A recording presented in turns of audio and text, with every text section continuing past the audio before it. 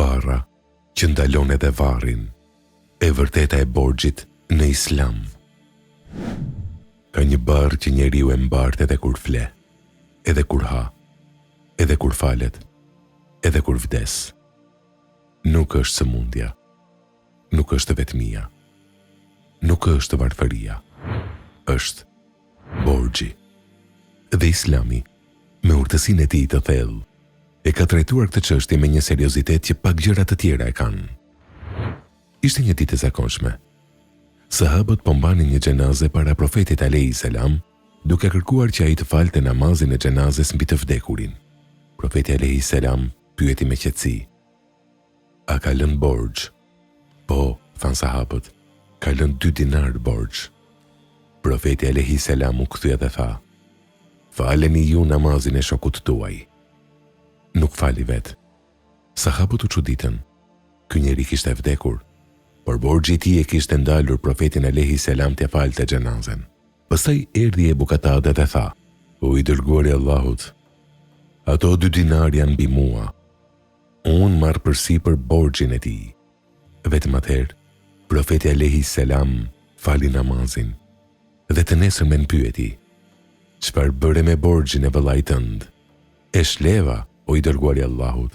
Profeti alayhis salam buzëqeshi dhe tha: "Tani lëkura e tij u ftoh."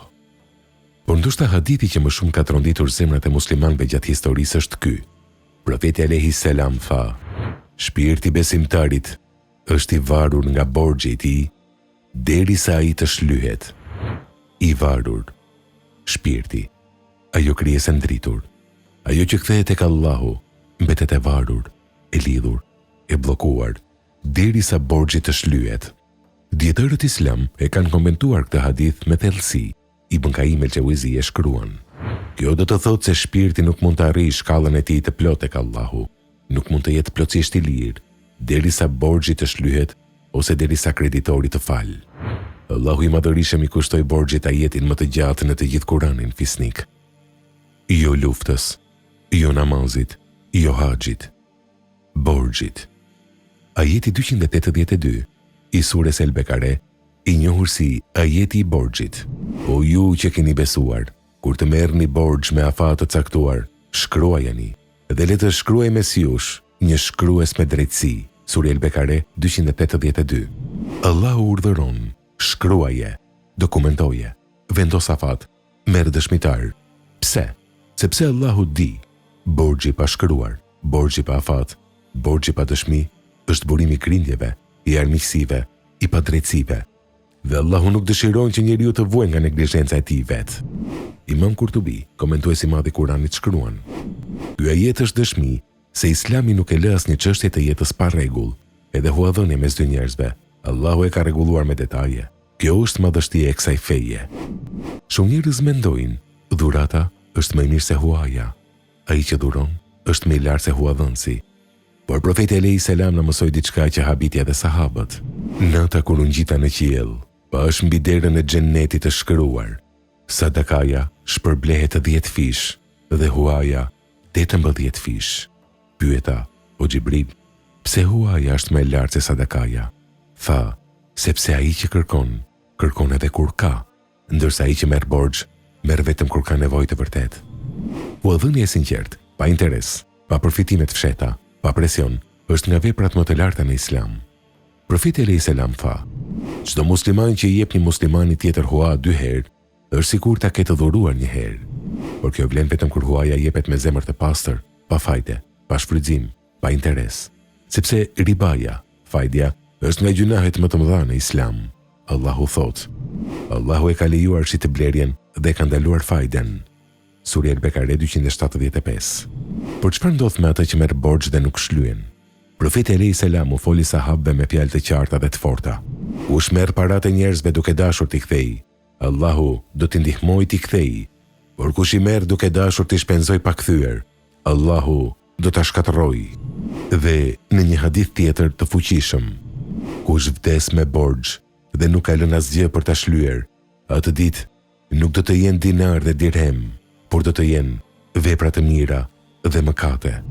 Imam Shafiu, një nga 4 imamët e mëdhenj, ka thënë: Nëse do t'i besoja ndokujt qiellin dhe tokën, nuk do t'i besoja borxhin, sepse borxhi e ndryshon njeriun, edhe njeriun e mirë.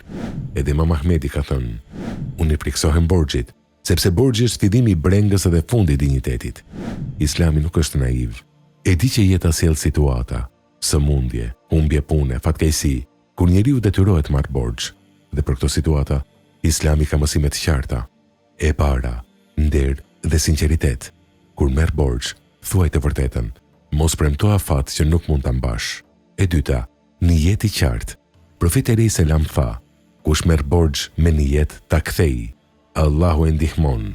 Nijeti është çelësi. E treta, mos shpenzo borxhin në gjëra të panevojshme. Borxhi është amanet, jo liri. E katërta, kërko falje nga kreditori nëse vonohet. Profeti alayhis salam tha, shtyrja e borxhit nga ai që ka mundësi është padrejtësi. E pesta, lute Allahun. Profeti alayhis salam i mësoi Aliut këtë dua. O Allah, më mjafto me të lejuarën tënde nga e ndaluara dhe më bëj të pasur me mirësinë tënde nga çdo gjë tjetër. Dietari i madh Ibn Qayyim ka shkruar fjalët që duhen gdhëndur në zemër. Njeriu i mençur nuk hyn në borxh vetëse kur është i detyruar, dhe kur hyn nuk ngrihet nga gjumi pa pasur plan për ta shlyer, sepse borxhi është zinxhir dhe zinxhiri nuk zgjedh ditën kur të shtrëngohet. Islami nuk e ndalon borxhin, e rregullon, nuk e turpron atë që ka nevojë, e mbron, nuk e lë kreditorin vetëm, e nderon, por e kujton çdo besimtar, çdo ditë, çdo namaz. Borxhi është përgjegjësi. Shpirti yt është i varur nga ai derisa të shlyhet. Prandaj, nëse ke borxh sot, mos e lër për nesër, mos e fshi nga mendja.